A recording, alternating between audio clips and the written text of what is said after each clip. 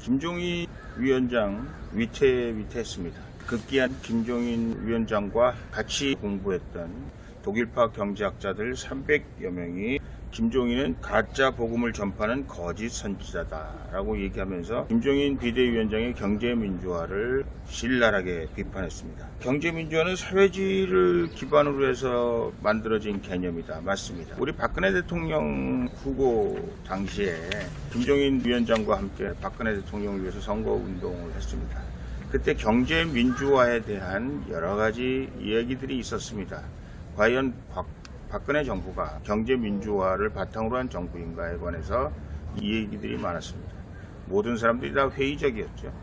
단지 경제민주화라는 개념의 일부를 우리가 녹여낼 수 있는 방법이 있지 않을까 그런 생각을 했습니다.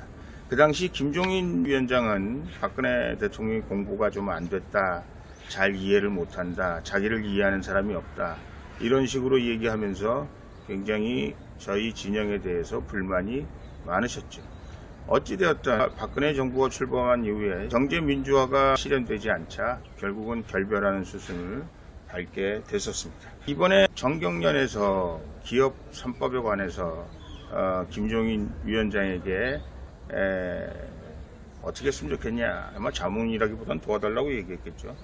그것은 국가 권력의 비대화를 초래하고 기업 활동을 자해한다, 아마 이런 의미였는데 김종인 비대위원장은 한마디로 거절했던 것으로 전해지고 있습니다. 지금 이 경제학자들은 경제민주화는 베네수엘라행 특급 열차라고 김종인의 집단 환각에서 벗어나야 된다, 이렇게 얘기하고 있습니다. 제가 미국에 갔을 때 한참 대한민국 대학이 몸살을 앓고 있을 때입니다. 민주화 운동이라고 해서 데모하고, 사실은 학교를 제대로 다녀본 적이 없기 때문에 공부를 제대로 해본 적이 없습니다. 제가 맨 처음 미국 가서 새로운 교수를 만날 때마다 제가 느꼈던 학문적인 경험은 참 엄청났습니다. 특히 그 하버드 캠퍼스를 중심으로 왔다 갔다 하는 사람들의 그 세상을 바라보는 눈과 세상에 대한 자기 나름대로의 철두철미한 사상, 그리고 자기 철학, 뭐 이런 것들을 만남을 통해서 엄청난 충격과 함께 살아온 제 삶에 대한 반성과 미래에 대한 새로운 기대에 만나게 되고, 또 그것이 아직까지도 제 가슴속에 남아있다, 이 말씀을 드리는 겁니다.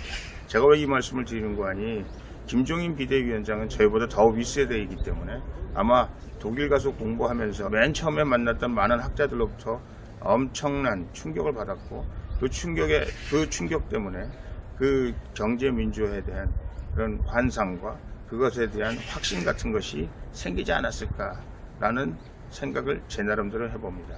그러나 우리는 그것으로부터 깨어져야 되고, 내가 만났던 사람들이 독일을 전체 대표하는 것이 아니고 그분들이 가지고 있었던 학문적인 오류, 그리고 세대가 변함에 따라서 사회의 변화, 이런 것에 대해 감지하고, 또 그분들의 말씀을 토대로 경제민주화가 됐건 교육민주화가 됐건 새로운 가능성과 희망에 관해서 자기 나름대로 가치 정립을 하고, 그리고 같이 공부했던 사람들, 또 지금 사회에 대해서 걱정하고 있는 사람들과 대화를 통해서 새로 재정립해 나가는 것이 특별히 경제학자나 정치인이나 저는 마찬가지가 아닐까, 그런 생각을 합니다. 김종인 위원장께서는 안타깝게도 경제민주화라는 큰 틀에 갇혀 있고, 마치 이 학자들의 표현에 의하면 경제민주화가 독일의 경제의 근간인 것으로 잘못 생각할 수도 있겠다라는 생각을 합니다. 지금 경제민주화는 독일에서도 이미 벌어진 것이고, 시장경제를 바탕으로 한 경제구조가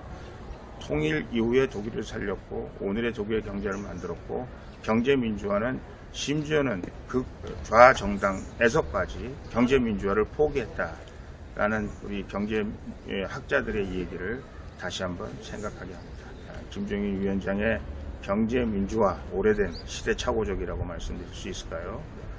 그리고 그 이후에 독일 사회에 대한, 그리고 세계 경제의 흐름의 변화, 그리고 앞으로 미래 시대에 다가올 경제 흐름, 이런 것들에 대한 통찰과 공부가 부족했던 거 아닌가라는 생각을 합니다.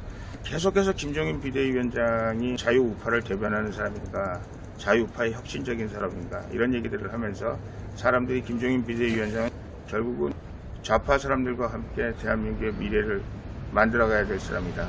그렇기 때문에 국민의힘 당 이름 자체도 좌파 정당처럼 만들어놨고 국민의힘이 과연 자유민주주의를 대표하는 정당인가 하는 것에 대해서 사람들이 의심하고 있다라는 말씀을 드립니다.